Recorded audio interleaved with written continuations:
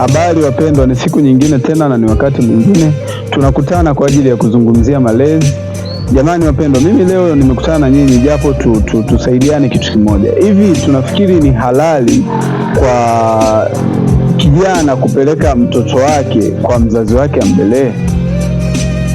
Mimi binafsi nimejaribu kulifikiri kwa kina na nikaona peke yangu siwezi kulidadavua nililete kwenu, lakini kwa maoni yangu na kwa upeo wangu nafikiri si halali wala si kitu kizuri sana kumpeleka mtoto wako akalelewe na mama yako.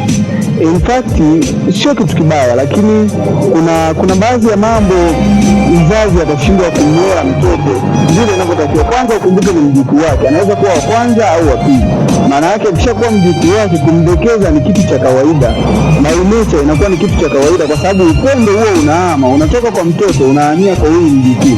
Sasa maana yake bibi atamlea mtoto kwa kumdekeza au kwa kumpa mafunzo rahisi, akiamini kwamba akimpa labda mafunzo magumu ambayo pia hata wewe na huenda alikupa kipindi fulani na wakati fulani ili kukutengeneza kuwa bora, lakini mjukuu wake atashindwa kumfanyia hivyo kwa sababu akiamini kwamba huyu ndiye mjukuu wake, ni mdogo, na upendo unahama kutoka kwako unahamia kwa huyu mjukuu. Sasa kama upendo ukihamia kwa mjukuu, maana yake hawezi kumpa yale mafunzo vile inavyotakiwa.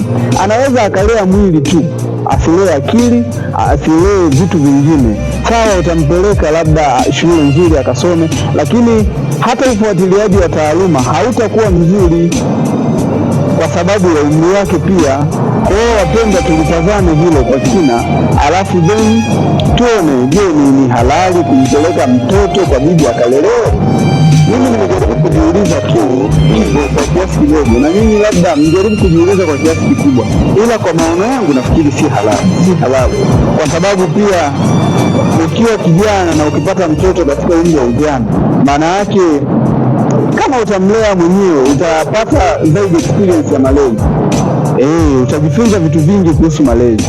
Ila kumlea tu mtoto mwaka mmoja ukamkabidhi bibi, haujajifunza kulea, kwa sababu malezi haiishii tu mwaka mmoja mtoto unakuwa umeshamlea. Hapana, malezi ni mchakato, unataka vitu vingi. Tunamkuza mtoto kiakili, kimwili na namna pia ya kujitegemea. Yale mafunzo unayompa unamtengeneza yule mtoto kuja kujitegemea baadaye. Sasa kama humtengenezi wewe, anamtengeneza mtu mwingine kuja kujitegemea automatically.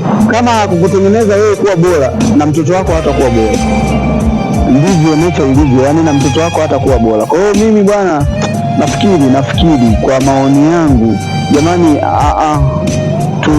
tujitahidi kulea si wenyewe watoto zetu.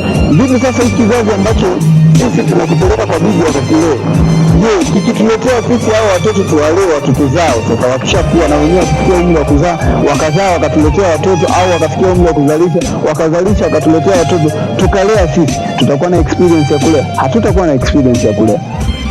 Bibi zao hawatakuwepo, watakuwa wameondoka, Mungu kawachukua. Sasa ni mara mia Mungu akakuchukua wewe kuliko bibi yake, kwa sababu bibi yake ndio kiwanda cha kutengeneza watu wawe bora katika ulimwengu wa sasa. Jamani, malezi ni kitu muhimu sana. Kama ukikosea kwenye malezi, utapata mtoto mwizi, utapata mtoto jambazi, utapata mtoto mwenye tabia za ovyo ovyo, kwa sababu zile tabia zikukemewa akiwa mdogo. Sasa bwana, tulitazame vizuri na tulichakate vizuri. Ni muhimu na ni busara zaidi kulea mtoto wako mwenyewe, kwa sababu mabadiliko yakiwa yanatokea, unaona wangapi mmepeleka watoto kwa bibi zao, wamelelewa, wanakuja kwenu, mnaona hawana tabia zile ambazo nyinyi mlitamani wawe nazo. Kitu kingine pia, mmewaachia watoto mahouse girl. Hilo tutalizungumzia siku nyingine, lakini si vema na haki sana mtoto akalelewa na bibi. Kwanza mtoto mwenyewe atahisi amebaguliwa, atamzoea bibi kama mama. Hata kuzoea mama yake kama mama yake, kwa sababu hajapata mapenzi yako, amepata mapenzi ya bibi, amelelewa na bibi. Na binadamu by nature au kiumbe chochote by nature kikilelewa na kukuzwa na mtu mwingine, maana yake upendo huo unahamia kwa huyo mtu mwingine, kwa sababu ndio mtu ambaye anakaa naye muda mrefu, ndio mtu ambaye anakuwa naye muda mrefu kuliko mtu mwingine. Kwa hiyo kuna baadhi ya mambo by nature yatahamia kwake. Hata kuheshimu wewe kama mzazi, atamheshimu bibi yake kama mzazi. Kwa hiyo kuna haja ya kutengeneza mipaka. Bibi abaki kuwa bibi na mama au baba abaki kuwa mama na baba abaki kuwa baba. Na hiyo mipaka itatengenezwa kama mtoto atalelewa na wazazi wake.